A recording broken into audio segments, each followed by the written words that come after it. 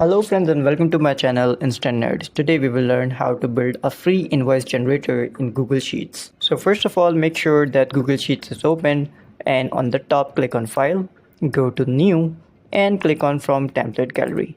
Once you click on Template Gallery, you will see a new window will pop up. Now scroll down and look for Invoices. Over here, you can see the invoice, click on it. Now you can edit the pre-made template of invoice. Over here you can write in the company name, the address, the number, and on which date it is submitted, the name of the invoice, which is for the company name and address, and payable to, project name, invoice number, and due date.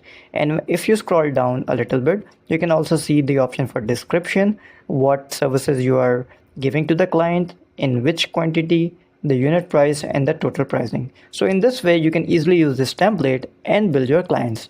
Thank you so much for watching the video. If you like it, please like and subscribe to our channel.